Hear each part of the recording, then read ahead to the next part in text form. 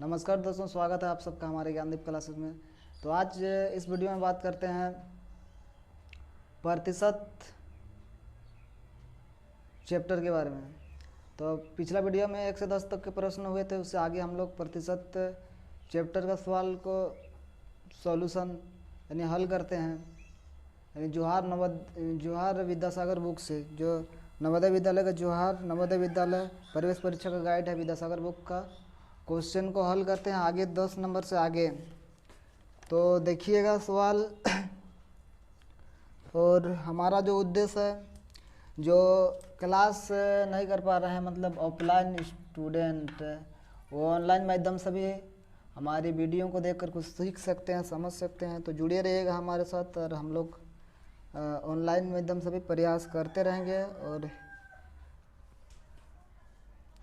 तो देखते हैं अगला जो सवाल है 11 नंबर सवाल कहता है क्या, किसी कक्षा में 72 छात्र उपस्थित थे और 8 अनुपस्थित, तो कितने प्रतिशत अनुपस्थित थे। तो सवाल फिर से रिपीट कर रहे हैं, किसी कक्षा में किसी कक्षा में 72 छात्र उपस्थित थे और 8 अनुपस्थित थे, तो उपस्थित छात्र थे कितना 72। तो लिखते हैं उपस्थित जो छात्र थे, उपस्थित छात्र 72 थे। और थोड़ा सा रुकिए, उपस्थित छात्र जो थे वह 72, उपस्थित छात्रों की संख्या जो था वह 72 छात्र किसी कक्षा में उपस्थित थे। और अनुपस्थित जो थे वह अनुपस्थित छात्रों की संख्या 8 था। अगर यहाँ देखिए उपस्थित छात्र 72, अनुपस्थित छात्र 8। अगर कुल छात्र का अगर बात किया जाए, कुल छात्र सवाल में दिया हुआ नहीं है, लेकिन यहाँ कुल जो कक्षा में छात्रों की संख्या होगा वो कितना होगा, कुल मिला के 72 8 आपका कितना होगा, सीधा सीधे आपका 8 और 2 10 के 0, 7 और 1 8, 80 स्टूडेंट हैं उस कक्षा में। जो भी जिस भी कक्षा की चर्चा की गई है, सवाल में चर्चा किया गया है, उस कक्षा में कुल विद्यार्थियों की संख्या, कुल छात्रों की संख्या देखा जाए तो 80 है। उसमें से 72 प्रेजेंट है, उपस्थित है, और 8 अनुपस्थित है मतलब एब्सेंट है। और टोटल स्टूडेंट हैं कितना, कुल छात्रों की संख्या 80 है। तो पूछा इसमें क्या गया है इस सवाल में, तो इस सवाल में पूछा गया है कि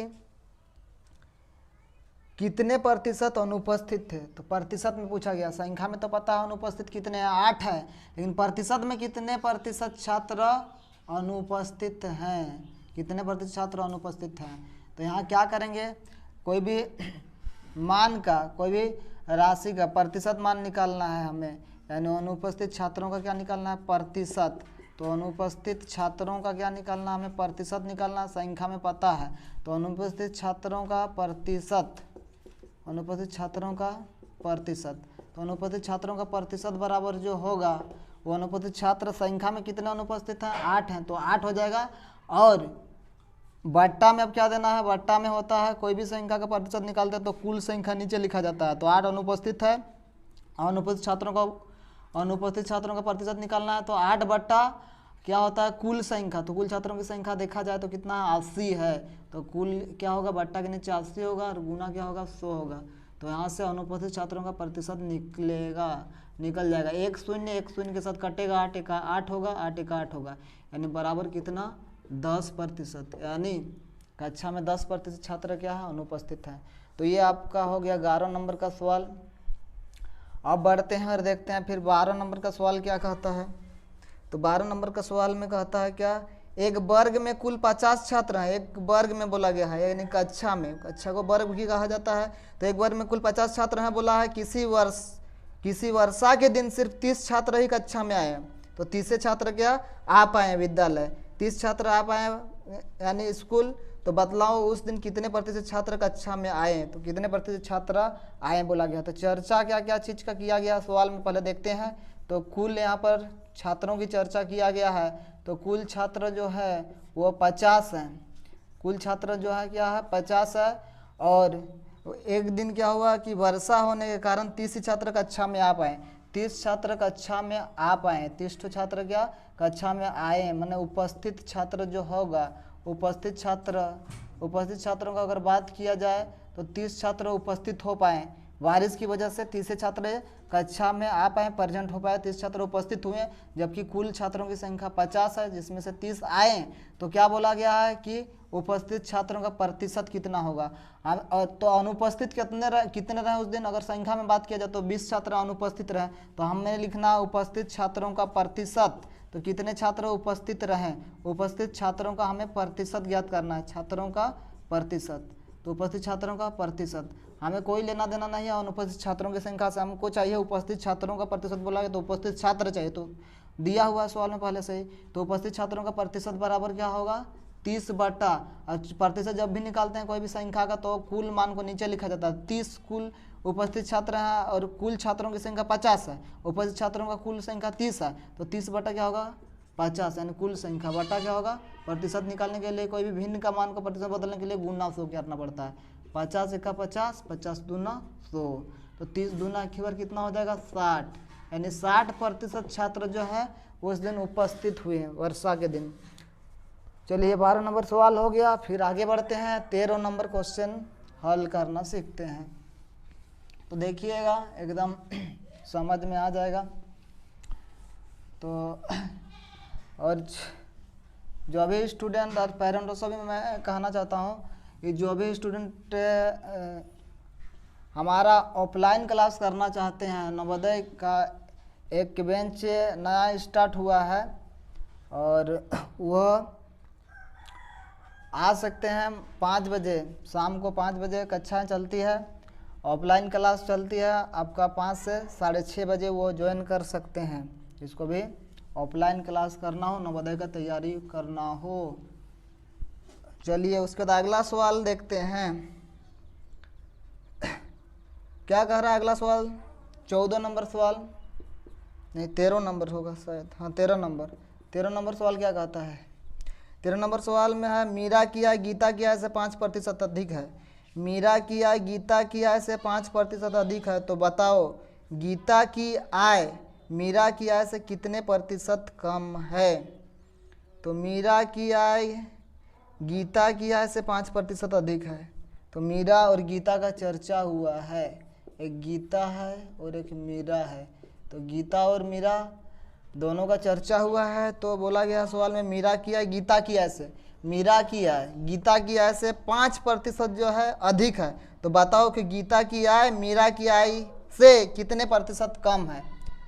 तो यहाँ पर जो आय है वह मीरा की 5% अधिक है गीता की आय से, लेकिन दोनों का यहाँ हमें आय पता नहीं है सवाल में। लेकिन मीरा की आय बोला है गीता का आय जितना भी होगा उससे 5% मीरा की आय अधिक होगा। तो कुछ दिया हुआ नहीं तो हम मान लेते हैं यहाँ पर गीता की आय मान लीजिए कि 100% है, तो उसकी तुलना में गीता की तुलना में मीरा की आय 105% होगा।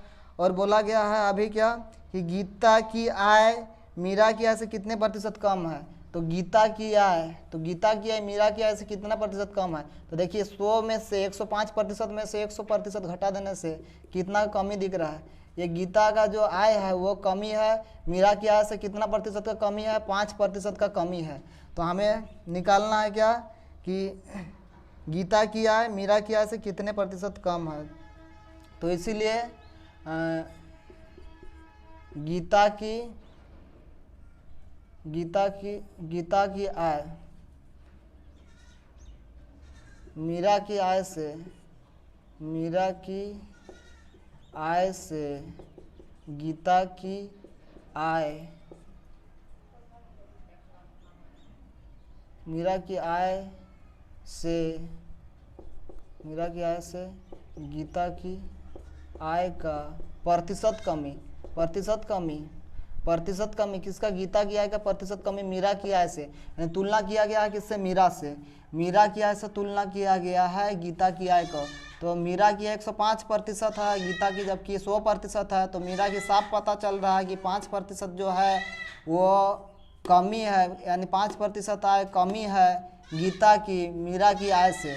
तो 5% कमी दिख रहा है, तो ऊपर में 5 लिखना है। और तुलना किया गया किसकी आय से कि मीरा की आय से कितना प्रतिशत कम है गीता की आय बोला गया है। तो मीरा की आय से तुलना किया गया है, जिससे तुलना किया जाता है उसको नीचे लिखा जाता है। तो मीरा की आय से तुलना किया गया है गीता की आय का कमी अगर देखा जाए तो 5% का कमी और मीरा किया से तुलना किया गया है, तो मीरा किया कितना है 105 है, तो बट्टा 105 होगा और गुना 100। अब जहाँ जहाँ कटेगा वहाँ काट सकते हैं, 5 जगह 5 होगा, 5 दूना 10, 5 जगह 5, तो काटा काटी करके कितना आया 21 बटा कितना, नहीं सॉरी 100 बटा कितना आया 21 आया, 100 बटा 21 आया। तो हम 21 से भाग देंगे 100 को, तो यहाँ क्या कर सकते हैं 100 में से भाग देंगे, 21 में से भाग देंगे 100 को, तो 21 5 नहीं चलेगा, 21 105 होता, तो 21 चौके चलेगा, 21 चौके कितना होगा 84, 100 में से जाएगा कितना 84, तो कितना बचेगा 10 में 4 घटाएंगे तो 6 होगा, और 9 में 8 घटाएंगे तो कितना होगा 1 होगा, तो यहाँ दशमलव देंगे, यहाँ छोटा और 160 होगा,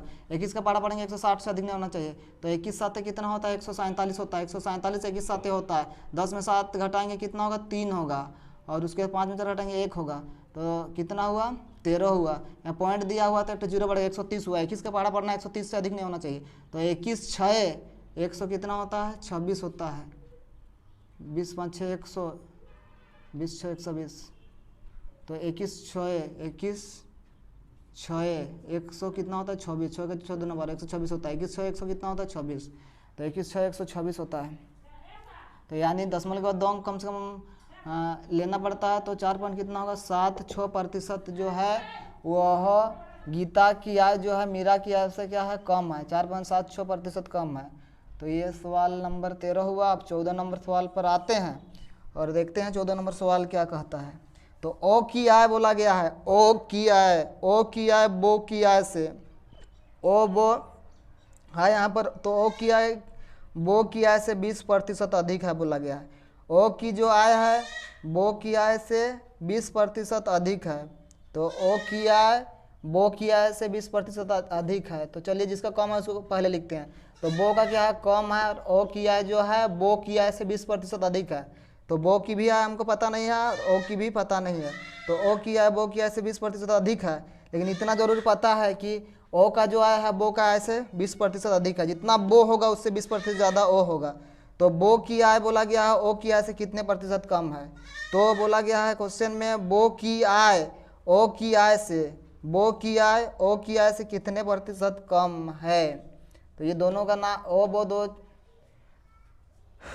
मान लीजिए कि 2 आदमियों का नाम है ओ बो, तो ओ की आय जो है बो की आय से 20% अधिक है। इसको 100% मानते हैं, कुछ पता नहीं है, तो 100% बो की आय है, तो ओ का कितना होगा बो की आय से 20% अधिक यानी 120% होगा। और आगे सवाल में बोला गया है कि बो की आय ओ की आय से कितने प्रतिशत कम है, तो बो की आय ओ की आय से कितने प्रतिशत कम है। तो हम भी अगर कमी अगर देखिएगा तो ओ की आय 120% और बो की कितना है 100 है, तो कमी अगर देखिएगा तो कितना प्रतिशत कमी यहाँ दिख रहा है, नज़र आ रहा है, डायरेक्ट नज़र कितना आ रहा है 20% कमी दिख रहा है। तो 20% कमी दिख रहा है, तो ये आंसर नहीं होगा, फिर आगे करना पड़ेगा। तो 20% ऐसे देखने से क्या दिख रहा है, कमी दिख रहा है 20%, यानी ओ की जो आय है 120% है, बो की जो है 100% है, तो कमी प्रतिशत जो दिख रहा है यहाँ पर वह 20% कम दिख रहा है किसका, बो की आय ओ की आय से। तो यहाँ पर बोला गया वही चीज़ कि बो की आय ओ की आय से कितने प्रतिशत कम है, तो ओ की आय नहीं बो की आय ओ की आय से कितने प्रतिशत कम है, तो इसलिए ओ की आय से ओ की आय से ओ की आय से ओ की आय से बो की आय का कमी प्रतिशत, कमी जो है वो कमी प्रतिशत कितना है, यानी ओ की आय से मैंने बो की आय का कमी प्रतिशत, तो कितना का दिख रहा है कमी। अगर देखने से ओ की आय से 20% कमी दिख रहा है, जितना कमी दिख रहा है ऊपर लिखा जाता है, तो 20 बटा और तुलना किया गया है ओ की आय से बो की आय का, तो इस ओ की आय क्या होगा नीचे लिखाएगा, तो 20 बटा कितना होगा आपका 120, 20 बटा 120, यानी बोला गया है कि बो की आय ओ की आय से कितना प्रतिशत कम है, तो यहाँ देखने से 20% कम दिख रहा है, और ओ की आय कितना, ओ की आय है 120%, तो 20 बटा 120 जिससे तुलना किया जाता है उसे नीचे लिखा जाता है। अब प्रतिशत में बदलने के लिए गुना 100, तो यहाँ पर क्या होगा, ये 1 0 के साथ कट गया, चलिए, और 2 1 का 2 हो गया, 2 6 12 होगा, फिर 2 से कटेगा, 2 3 कितना होगा 6 होगा, इधर 2 5 6 10 एक ठो 0, तो आ गया काटाकाटी करके कितना 50/3। तो 50/3 को हम लिख सकते हैं पूर्णांक में, 3 एका 3 होगा, इधर 2 जाएगा 20, 3 6 18, फिर 2 शेष बचेगा 16.2/3%। 16.2 क्या होगा 3% जो है वह वो की आय से क्या है कम है। तो चलिए बढ़ते हैं और अगला सवाल की ओर देखते हैं सवाल क्या कहता है अगला। तो 15 नंबर सवाल में आ जाते हैं एकदम। तो 15 नंबर सवाल क्या कहता है, बिमला की आय कमला से 20% कम है। बिमला की आय कमला की आय से 20% कम है। तो चर्चा हुआ है दो महिलाओं का, बिमला और क्या कमला, दो स्त्रियों का यहाँ चर्चा किया गया है, बिमला और कमला का चर्चा हुआ है सवाल में। तो बिमला की आय बोला गया है, बिमला की आय कमला की आय से 20% कम है। तो बिमला की आय कमला की आय से 20% कम है। तो बोला गया है कमला की आय बिमला से कितना प्रतिशत अधिक है। तो कमला की आय बिमला से कितना प्रतिशत अधिक है। तो बिमला की आय कमला से 20% कम है बोला गया है। कम है तो कमला को हम 100% मानते हैं। हमें पता नहीं है दोनों का आय कितना कितना है, तो कमला को 100% मानते हैं। तो कमला की तुलना में कमला की अपेक्षा बिमला की जो आय है वह 20% कमला से क्या है कम है। तो यानी बिमला कितना होगा 80% होगा कमला के आधार पर। कमला का 100% होगा तो बिमला का उसकी तुलना में 80% होगा। तो बोला गया है कि बिमला की आय कमला से 20% कम है। तो कमला की आय बिमला से कितना प्रतिशत अधिक है। तो कितना बिमला से कितना प्रतिशत अधिक है बोला गया है। किसका आय कमला की आय बिमला से कितना प्रतिशत अधिक है। तो यहाँ 80 से 100 जाइएगा तो ऐसे देखने से कितना का वृद्धि दिख रहा है, कितना अधिक दिख रहा है बिमला के आय से कमला का आय। तो 20% अधिक दिख रहा है। तो ये 20% आंसर नहीं हो, ये 20% जो दिख रहा है ये आंसर नहीं होता, आगे कुछ करना पड़ेगा। तो जो है वृद्धि जो है कमला का बिमला का प्रतिशत से जो प्रतिशत वृद्धि है वो कितना है। तो देखिएगा कमला का प्रतिशत वृद्धि, कमला का जो है प्रतिशत वृद्धि बिमला की तुलना में, बिमला जो है उसकी तुलना में, बिमला की तुलना में। तो कमला का प्रतिशत वृद्धि बिमला की तुलना में, कमला का प्रतिशत जो वृद्धि है, कमला का प्रतिशत वृद्धि बिमला की तुलना में। तो कमला का प्रतिशत वृद्धि जो है बिमला की तुलना में वो कितना है 20 अधिक है। और किससे तुलना हुआ है, कमला का प्रतिशत वृद्धि का तुलना किससे है बिमला से है। तो 20 बटा क्या है बिमला से तुलना है, तो जिससे तुलना होता है उसको नीचे लिखा जाता है। तो 20 बटा क्या होगा 80 होगा और गुना क्या होगा 100 होगा। अब जहाँ जहाँ संख्या कटेगा वहाँ काटना पड़ेगा। तो देखिए डायरेक्ट 20 से चौके 80 कर सकते हैं, 20 पंचे 100 भी कर सकते हैं यहाँ पर। फिर 4 से कटेगा 4 का 4, 4 पंचे कितना होगा 20, तो 5 पंचे कितना हो गया 25, तो 25%। इसका जो आंसर होगा 25%, यानी 25% क्या है अधिक है। कमला की आय बिमला की आय से 25% क्या है अधिक है। ये आंसर हो गया। चलिए आगे और की ओर बढ़ते हैं और देखते हैं फिर अगला सवाल को। तो आगे 16 नंबर क्वेश्चन हम लोग करेंगे हल। तो 16 नंबर क्वेश्चन क्या कहता है सुनिएगा, ध्यान से समझिएगा। यदि चाय के मूल्य में 10% कमी हो जाए, यदि चाय के मूल्य में 10% कमी हो जाए तो चाय की खपत में कितनी प्रतिशत की वृद्धि की जाए कि खर्च यथावत रहे। तो चाय का जो मूल्य है उसमें 10% की क्या हो रहा है कमी हो रहा है। तो चाय की खपत में कितनी प्रतिशत की वृद्धि की जाए तो खर्च यथावत रहे। मतलब खर्च जो रहा पहले का पहले से खर्च न तो बढ़े न तो घटे। पहले जिस खर्च में जितना रुपया में जितना चाय मिलता था उतना ही रुपया में क्या पहले जितना खपत होता था। मान लीजिए कोई वस्तु में क्या होगा रेट गिर जाएगा, रेट कम हो जाएगा। तो पहले जितना रुपया में मिलता था उतना रुपया में ही रेट गिरने से क्या होगा अधिक चीज़ें मिलेगा, यानी खपत में क्या होगा, वृद्धि होगा, ज़्यादा चीज़ें मिलेगा आपको उसी पैसा से। पहले जितना मान लीजिए कि कोई भी वस्तु को खरीद रहते थे, मान लीजिए कि पहले 20 किलो आटा मिलता था 100 रुपया में, 20 किलो आटा 100 रुपया में मिलता था, और क्या हो गया कि दर में, रेट में जो है 10% कमी आ गया, 10% कमी आ गया, तो अब 10% कमी आ गया, तो अब खपत में कितना वृद्धि करेंगे तो मूल्य में कोई प्रभाव नहीं पड़ेगा। तो खपत में कितना वृद्धि करना पड़ेगा, तो 10% क्या हो गया, मूल्य में कमी हो गया। तो कमी हो गया तो पहले 100%, पहले मतलब 100 रुपया में 20 किलो आटा मिलता था, तो अब क्या होगा, 10%, 100 का 10% निकालिएगा, 100 का 10% निकालने का तो 10 रुपया होगा। तो इस 10 रुपया हमें और कुछ आटा मिलेगा ना। अभी 100 रुपया पहले लगता था 20 किलो आटा में, अब आपका 10 रुपया, 10% वृद्धि नहीं, 10% क्या हुआ, आटा का मूल्य में कमी हुआ, तो 10 रुपया सीधे कम हो गया, रुपया में 10 रुपया कम हो गया। तो अब जो आटा है वो 90 रुपया में ही 20 किलो मिलेगा। तो एक्स्ट्रा जो 10 रुपया है, तो एक्स्ट्रा 10 रुपया में क्या होगा, एक्स्ट्रा आटा मिलेगा ना। तो कितना खपत में वृद्धि किया जाए कि मूल्य में कोई प्रभाव ना पड़े बोला गया है, तो यही बात बोला गया है। तो यहाँ चाय वाला सवाल है, तो एक बोला गया है कि एक यदि चाय के मूल्य में 10% कमी हो जाए, चाय के मूल्य में 10% कमी हो जाता है, तो हमें मूल्य में 10% कमी हो जाता है, तो पहले का मूल्य मान लीजिए कि पहले का मूल्य चाय के मूल्य में 10% क्या हो जाता है, कमी हो जाता है।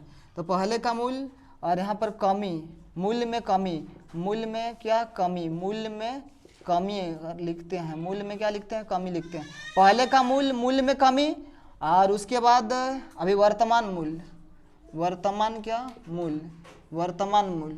तो चाय के मूल्य में, चाय के मूल्य, पहले मूल्य क्या था, तो कोई वस्तु जो होता है वो 100% में होता है। पहले भी मूल्य, पहले का मूल्य पता नहीं था कितना, तो 100% मानते हैं कि पहले का मूल्य था, 10% कमी आ गया चाय का मूल्य में। तो चाय का मूल्य में 10% कमी आ गया, तो कोई भी चीज़ में कमी अगर आता है रेट में, तो वह पहले से जो है आपका खपत जो है, पहले से जो जितना वस्तु आपको खरीदते थे उससे क्या होगा, उसी मूल्य पर, जितना मूल्य पर खरीदते थे उससे ज़्यादा आपको मिलेगा। तो 10% कमी हो गया। तो वर्तमान मूल्य जो है कितना, तो पहले मान लीजिए कोई सामान को 100 रुपया में खरीदता था, कोई 100 रुपया मान लेते हैं खरीदता था, और क्या हो गया कि एकाएक उस रेट में जितना वस्तु खरीदता था उसमें 10% कमी हो गया, 10 रुपये कमी हो गया बोल सकते हैं, 10 रुपये कमी हो गया, तो वही चीज़ उसको खरीदने में कितना रुपया लगेगा, 90 रुपये लगेगा। तो 10 रुपये का क्या हो रहा है, पहले से बचत हो रहा है, तो बचत से ही क्या करेगा, 10 रुपये का बचत हो रही है, उसको सामान खरीदना है, फिर लेना है, तो और उसमें क्या होगा, और सामान मतलब 10 रुपया से ले सकता है। तो कितना प्रतिशत अभी खपत में वृद्धि करना पड़ेगा बोला, कितना प्रतिशत मतलब खपत में वृद्धि, कितना सामान अधिक मतलब लेंगे, वही जो कमी हुआ उसमें, प्रतिशत कमी जो हुआ उसमें, ताकि खर्च अपरिवर्तित रहे, मतलब कोई परिवर्तन ना हो। तो यहाँ पहले का मूल्य 100% था, मूल्य में कमी हो गया 10%, वर्तमान मूल्य हो गया कितना, 90%। तो अभी खपत में क्या बोला गया कि खपत में कितने प्रतिशत की वृद्धि की जाए कि खर्च यथावत रहे, खर्च मतलब पहले का ही खर्च रहे। तो यहाँ पर क्या करना पड़ेगा, यहाँ देखा जाए तो वर्तमान मूल्य हो गया कितना, 90%, और मूल्य में कमी कितना हो गया, 10%। तो यही 10% ना ही, इसी 10% से ही ना क्या होगा उसको कि, और 10% कमी के कारण ही 10% से ही क्या होगा उसको खपत में वृद्धि होगा, मतलब पहले जितना खपत होता है उससे ज़्यादा वस्तुएं क्या होगा, प्राप्त होगा। तो इस 10% का मान निकालना है, तो 10 बटा क्या होगा 90, और गुना क्या होगा 100 करना है। 10 बटा क्या होगा 90, वर्तमान मूल्य कितना होगा 90%। तो 90% में जो पहले 100% में मिलता था जो चीज़ें, वो 90% में ही क्या होगा मिलेगा। तो 10 बटा क्या होगा 90, और गुना क्या 100, तो 10% में कितना वस्तुएँ क्या मिलेगा, कितना प्रतिशत वस्तुएं मतलब खपत में वृद्धि होगा, कितना प्रतिशत, 10% का ये मूल्य ठो में कितना प्रतिशत वस्तुएं खपत के रूप में, कितना प्रतिशत अधिक वस्तुएं मिलेगा, पहले से कितना प्रतिशत मिलेगा। तो यहाँ पर कटेंगे, देखिए जीरो को, एक जीरो कटेगा, फिर 9 से तो कटेगा नहीं, तो 100 बटा कितना आया 9 आया। 9 से जब भाग देंगे 100 को, तो 9 का कितना होगा 9 होगा, इधर एक चल जाएगा तो 10 हो गया, फिर 9 का कितना होगा 9 होगा, फिर शेष बचेगा 1। तो 11.9% पहले जितना वस्तुएं मिलता था उससे 11.9% वस्तुएं क्या होगा, वो जितना मूल्य पर खरीदता था उतना ही मूल्य पर 11.9% ज़्यादा वस्तुएं प्राप्त होगा, उससे मिलेगा। क्यों मिलेगा, 10% रेट में कमी आने के कारण, कमी होने के कारण। चलिए समझ गए होंगे। अगला सवाल देखते हैं। 17 नंबर सवाल क्या कहता है। 17 नंबर सवाल पर आते हैं। तो 17 नंबर सवाल क्या कहता है, यदि सोहन की आय मोहन की आय से 33.1/3% कम है। यदि सोहन की आय मोहन की आय से 33.1/3% कम है, तो मोहन की आय सोहन की आय से कितना प्रतिशत अधिक है। तो दो पुरुषों का यहाँ तुलना हुआ है, सोहन मोहन का। यदि सोहन की आय मोहन की आय से बोला गया है, सोहन की आय जो है मोहन की आय से 33.3% कम है, तो मोहन की आय सोहन की आय से कितना प्रतिशत अधिक है। तो यहाँ पर लिखते हैं हम, पहले सोहन लिखते हैं और उसके बाद फिर क्या करते हैं, मोहन लिखते हैं। सोहन मोहन हो गया। तो सोहन की जो आय है मोहन की आय से 33.1/3% कम है।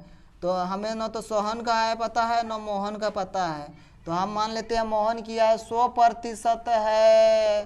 तो सोहन का आय कितना होगा, मोहन का आय से 33.3% कम होगा, यानी कि 66.2/3% होगा। 66 पूर्णांक कितना, 2/3%। 100% में 66.2/3% घटा दीजिएगा तो आपको दिखेगा यहाँ पर कि 33.1 ये जो कमी है 33.1/3% कमी दिखेगा। 33.1/3% कमी होगा, क्योंकि मोहन की आय 100% मान लिए तो सोहन की आय 66.2/3% होगा। तब आपका कमी जो है वह 33.1/3% क्या होगा, कमी होगा मोहन की आय से सोहन की आय। तो अब पूछा गया है आगे, तो सोहन की आय से कितना पर, तो मोहन की आय बोला गया सोहन की आय से कितना प्रतिशत अधिक है। तो मोहन की आय सोहन की आय से, मोहन की जो आय है वो सोहन की आय से कितना प्रतिशत अधिक है। तो यहाँ दो तरीके से हम पढ़ सकते हैं। तो मोहन की आय सोहन की आय से 33% क्या अधिक है, तो ऐसा भी पढ़ सकते हैं सोहन की आय मोहन की आय से 33.1/3% क्या कम है। तो ऐसा भी पढ़ सकते हैं मोहन की आय सोहन की आय से 33.1/3% अधिक है। तो मोहन की आय 33.1/3% सोहन की आय से अधिक है, या सोहन की आय मोहन की आय से 33.1/3% क्या कम है। तो पूछा गया है क्या यहाँ पर, तो मोहन की आय सोहन की आय से, मोहन की जो आय है सोहन की आय से, तिरछी इधर लगाएं कि सोहन से तुलना किया गया, तो मोहन की आय सोहन की आय से कितना प्रतिशत अधिक है। तो आप ही देख ही रहे हैं यहाँ पर कितना प्रतिशत अधिक है, तो 33.1/3% अधिक है। तो 33.1/3% क्या है, अधिक है। तो 33.1/3% क्या है, अधिक है किसकी आय, यानी 33.1/3% अधिक है मोहन की आय सोहन की आय से। 33.1/3% होगा ऊपर में, और बट्टा में क्या हो जाएगा, आपको सोहन की आय से तुलना किया गया है तो 66.2 क्या होगा, 3 होगा, और प्रतिशत होगा दोनों में प्रतिशत। तो प्रतिशत चलिए काट जाएगा, प्रतिशत को काट दिए, और अब क्या हो जाएगा, अब फिर प्रतिशत में बदलने के लिए फिर गुना क्या होगा, 100 होगा। प्रतिशत में बदलने के लिए क्या, गुना 100। तो बराबर क्या होगा, 33.99 और 100 बटा क्या होगा, 3 होगा। 100 बटा 3 और फिर बटा 66 तिया 198 और 2, तो 200 बटा क्या होगा, नीचे में 3 होगा। 200 बटा क्या होगा, 3 होगा। 200 बटा 3 होगा, तो बराबर क्या होगा, आगे हल करेंगे तो 100 बटा 3 और गुना, ये पलट जाएगा। 200 बटा 3 है, 3 बटा क्या होगा, 200 उलट के लिखेंगे तो 3 बटा क्या होगा, 200, और गुना ये वाला कोई भी मान को, भिन्न का मान को प्रतिशत बदलने के लिए गुना 100 करना पड़ता है। तो गुना 100 तो गुना 100, ये भिन्न में है, प्रतिशत बदलने के लिए गुना 100। तो अब काटा काटी होगा कहाँ कहाँ, देखिए ये 2 0 के साथ कट जाएगा, ये 3 और 3 कटेगा, फिर 3 का 3 कटा, 2 1 2, 2 5 6 10 और 1 0, तो बराबर जो है 50% इसका जो है उत्तर होगा। यानी 50% मोहन की आय सोहन की आय से क्या है, अधिक है। तो चलिए आगे बढ़ते हैं नेक्स्ट क्वेश्चन की ओर। अगला 18 नंबर सवाल क्या कहता है, देखते हैं। और हल करते हैं 8 नंबर सवाल।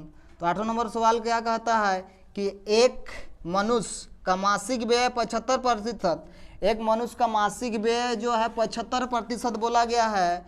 एक मनुष्य का मासिक व्यय 75% तथा बचत 250 रुपया है। बचत 250 रुपया है। एक मनुष्य का मासिक जो व्यय है 75% तथा बचत 250 रुपया है।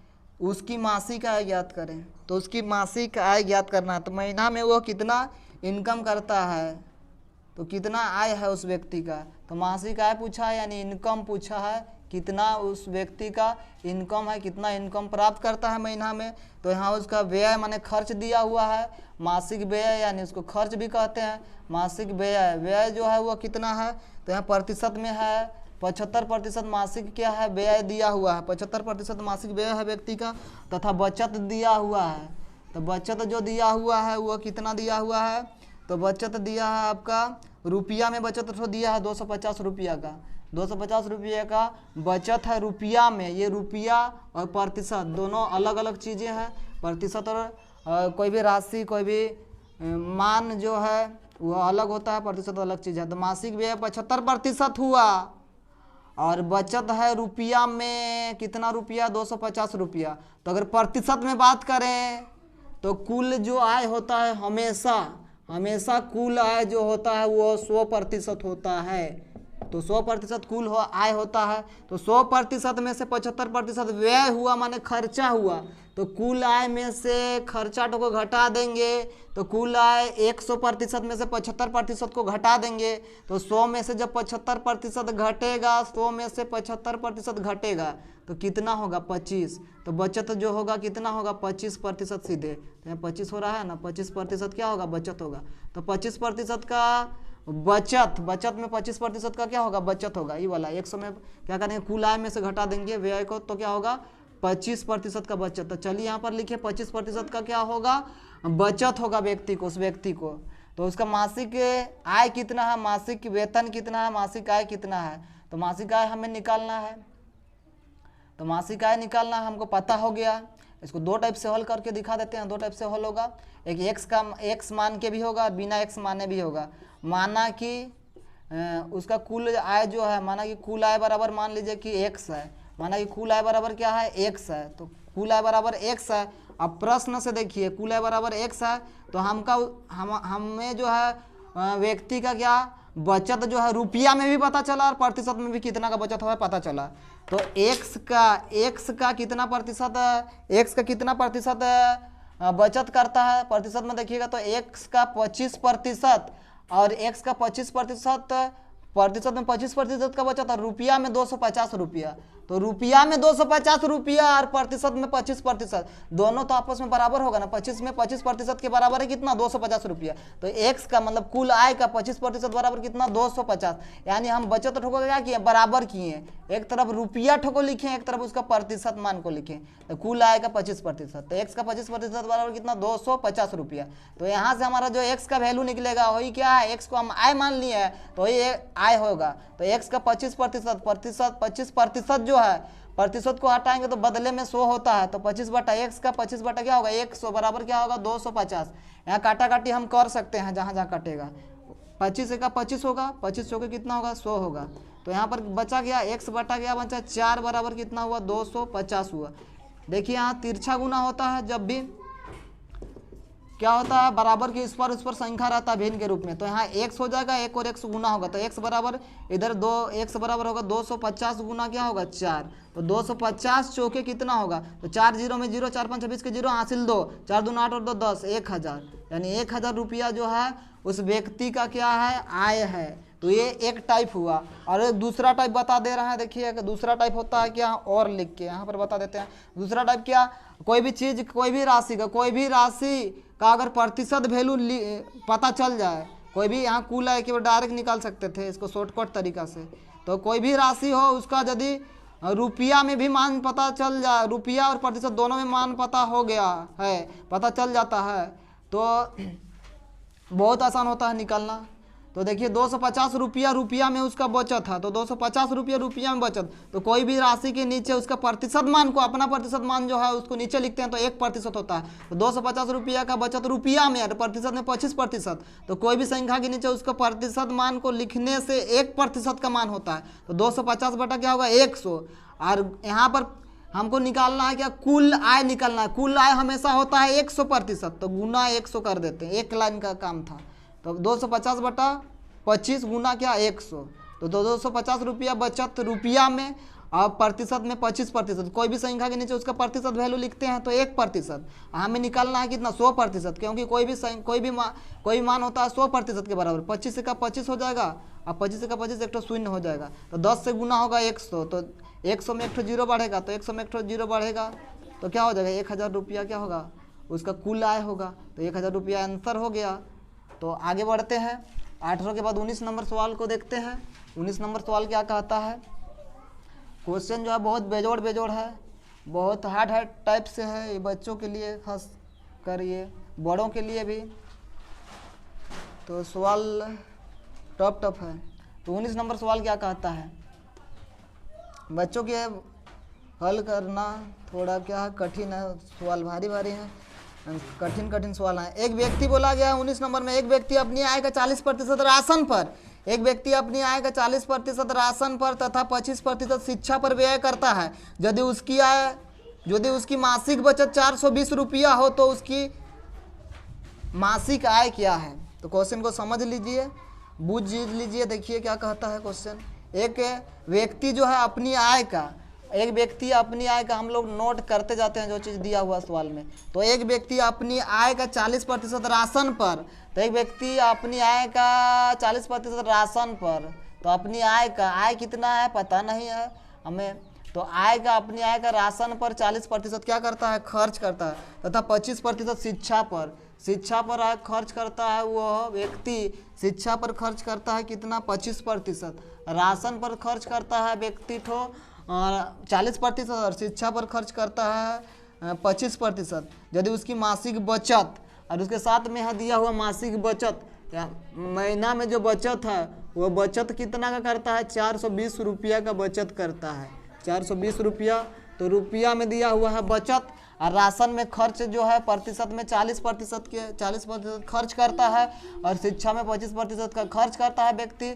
अब बचाता है कितना 420 रुपया। तो पूछा गया है उसकी मासिक आय क्या है, तो वो कितना इनकम करता है, आय कितना है, महीना में कमाता कितना है। तो आय निकालना है हमें, तो आय हमें पता नहीं है। तो राशन पर खर्च 40%, शिक्षा पर 25%, और बचत कितना का करता है 420 रुपये का बचत करता है। तो बचत हमें प्रतिशत में भी पता नहीं है, तो कुल आय हमें निकालना है। तो यहाँ एक चीज़ देखिए, यहाँ पर आय जो है, आय हमेशा होता है 100% आय होता है। तो 100% आय होता है, 100% में राशन और शिक्षा दो चीज़ पर खर्च हो गया कितना देखिए 40% और 25%। तो यहाँ 25 और 40 को जोड़ेंगे तो हो जाएगा आपका 5 और 5 और 2 और 4 कितना होगा 65% खर्च दोनों में, राशन पर और शिक्षा पर दोनों पर खर्च होता है 65%, और कुल आया है 100%। तो यहाँ क्या करेंगे हम, दोनों का खर्च ठोको, दोनों में जो खर्च है राशन में और शिक्षा में, उस खर्च को क्या करेंगे 100% कुल आय में घटा देंगे। तो हमारा क्या निकलेगा बचत का जो राशि है वो बचत का राशि प्रतिशत में पता हो जाएगा। तो 100 में से क्या करेंगे यहाँ पर 100 में से ये 65% दोनों में जो खर्च हुआ है 100 में से 65 को घटाएंगे तो क्या होगा शेष जो आएगा मान, घटा के जो मान आएगा वह बचत का क्या होगा प्रतिशत होगा। तो 0 में 5 नहीं घटेगा, 10 में 5 घटाएंगे कितना होगा 5 होगा। यहाँ बचेगा 9, एक उधार लिए थे 10 था पहले, तो 9 में 6 घटाएंगे तो कितना होगा 3 होगा। यानी 100% कुल आय था, समझिए 100% कुल आय था, राशन में खर्च 40% हो चुका है। अपने आप में कोई भी मान 100% होता तो आय 100% था मासिक आय, और उसके बाद राशन कितना था, राशन पर खर्च हुआ था 40% और शिक्षा पर खर्च हुआ था 25%, और बचाया था कितना 420 रुपया में। तो दोनों को ऐड किए यहाँ पर जोड़े, 40% राशन पर खर्च हुआ था जो, और शिक्षा पर खर्च हुआ था कितना 25%, दोनों को मिलाया तो कितना हुआ 65%। आप क्या किए कुल आय में से ये खर्च को घटा दिए, तो खर्च को घटा दिए 65% को शिक्षा और राशन में खर्च को घटा दिए। तो आपका बच गया क्या, बचत जो है 420 रुपये का। तो बाकी जो राशि है वो बाकी राशि क्या होगा, बचत होगा। तो बचत जो है कितना होगा, 35% का क्या होगा, बचत होगा। तो बचत हमें पता चल गया रुपया में भी, और रुपया में भी बचत पता चला और आपका प्रतिशत में भी पता चल गया। तो कोई भी चीज़ें रुपया और प्रतिशत दोनों में पता हो जाता है तो कोई भी मान को निकालना क्या होता है, आसान होता है। तो हमें बोला गया कि व्यक्ति का आय कितना है, मासिक आय कितना है, तो आराम से मासिक आय अब निकलेगा। तो माना कि व्यक्ति का मान कर भी होगा, एक्स मान कर, बिना माने डायरेक्ट भी होगा, जैसा पिछला क्वेश्चन बनाए थे। तो माना कि मासिक आय बराबर 100 रुपया है। मासिक आय जो है, मासिक आय बराबर क्या है, मासिक आय बराबर 100 रुपया है। मासिक आय बराबर कितना है, 100 रुपया मासिक आय है। तो 100 रुपया मासिक आय है। प्रश्न से करते हैं, देखिए। तो मासिक आय 100 रुपया है। हमें दो चीज़ें क्या क्या पता हुआ कि बचत जो है रुपया में भी पता चला और प्रतिशत में भी पता चला। तो कुल आय जो है 100 है, तो 100 रुपया कुल आय का, एक्स का कुल 100 है कुल आय, तो कुल आय का 35% क्या होता है, प्रतिशत में बचत होता है। और वही चीज़ 35% में बचत और रुपया में 420 रुपया। तो आपस में बचत रुपया में 420 रुपया और प्रतिशत में 35% बराबर होगा, बराबर वैल्यू दोनों का होगा। 35% का मान और रुपया में 420 रुपये क्या होगा, बराबर होगा। तो एक्स का 35% बराबर क्या किए, 420 किए। तो एक्स जो है वो क्या, कुल आय है। तो एक्स गुना 35 बटा क्या होगा, प्रतिशत हटेगा तो 35 बटा क्या होगा, 100 होगा। अब बराबर क्या होगा, 420 होगा। अब काटा काटी हम कर सकते हैं, काटेगा ऊपर नीचे संख्या जो है 5 से, 5 7 35 होगा और 5 दूना 10, एक 0 होगा। तो इधर काटा काटी करके क्या आएगा, 7x और बटा कितना होगा, 20 होगा। अब बराबर 400 कितना होगा, 20 होगा। 400 कितना होगा, 20 होगा। अब हम तिरछा गुना कैंची गुना करेंगे तो क्या होगा, इधर 7x बराबर क्या होगा, 20 गुना होगा 420, 20 गुना 400 क्या होगा, 20 होगा। 20 गुना 420। अब बट्टा में क्या होगा, 7 होगा। अब काटा काटी करेंगे तो 7 का 7 और 7 6 कितना होगा, 42 और एक शून्य होगा। अब इसलिए अच्छा यहाँ पर 7x बराबर, अच्छा x बराबर एक बार करते हैं, 7x कर दिए, x बराबर करते हैं। तो x बराबर करेंगे तो क्या होगा, ये गुना होगा, तिरछा गुना 420 गुना 20 होगा। और ये जो 7 दिख रहा है x को अकेला करेंगे तो ये बट्टा में चल जाएगा। तो बट्टा में 7 चल गया। तो चलिए 7 का 7 किए, 7 6 42, एक 0 लगाएं। अब काट नीचे तो काट के 1 आया और ऊपर में क्या आया, 20 गुना 60 आया। तो x बराबर इसलिए जो मान होगा, x बराबर जो होगा वो कितना होगा आपका, 20 गुना 60 गुना करने से कितना होगा, 20 60 को गुना करेंगे तो 6 दूना कितना होगा, 12 और 2 शून्य आगे में लगेगा। तो 1200 रुपया जो व्यक्ति का क्या है, आय है, व्यक्ति का कुल मासिक आय है, यानी 1200 रुपया। 1200 रुपया उनका इनकम है। तो चलिए आगे बढ़ते हैं। तो 1200 रुपया वो कमाता है। और इसको चलिए देखते हैं, तो शॉर्टकट में बताते हैं। चलिए मिटा दिए, शॉर्टकट में बताते हैं। शॉर्टकट में क्या होता है, हमें पता चल गया था क्या, व्यक्ति को रुपया में पता चल गया था कि रुपया में बचत 35% का, नहीं प्रतिशत में 35% का बचत और रुपया में 420 रुपया का। हमें निकालना था क्या, मासिक आय। तो मासिक आय हमें निकालना था, क्या निकालना था, मासिक आय। तो मासिक आय बराबर क्या होगा, रुपया में पता था 420 रुपया और प्रतिशत में भी पता था कितना, 35% का क्या होता है, बचत होता है। ये बचत की राशि पता था। तो हमें निकालना है मासिक आय। तो क्या होता है, मासिक आय 100% होता है। तो गुना क्या होगा, 100%। अब काटेंगे, 7 5 35, 7 6 कितना होगा, 42 होगा, एक 0 लगेगा। 5 का 5, 5 का 5, 5 दूना 10। तो इसीलिए बराबर कितना होगा, 12 गुना 100 बराबर क्या होगा, 1200।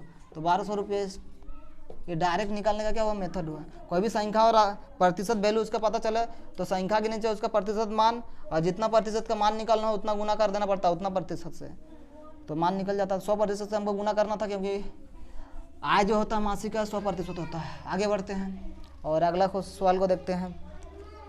अगला सवाल 20 नंबर सवाल क्या कहता है। तो 20 नंबर जो सवाल है वो क्या कहता है, देखिएगा। 20 नंबर जो सवाल है, 20 नंबर सवाल, सरसों के तेल का मूल्य 13 रुपया से बढ़कर 15 रुपये प्रति किलो हो गया। 13 रुपया से बढ़कर 15 रुपये प्रति किलो हो गया। बोला गया सरसों के तेल का मूल्य 15 रुपया से बढ़कर, नहीं, सरसों के तेल का मूल्य 13 रुपया से बढ़कर 15 रुपये प्रति किलो हो गया। बताइए कि तेल के उपयोग में कितने प्रतिशत की कमी करनी चाहिए।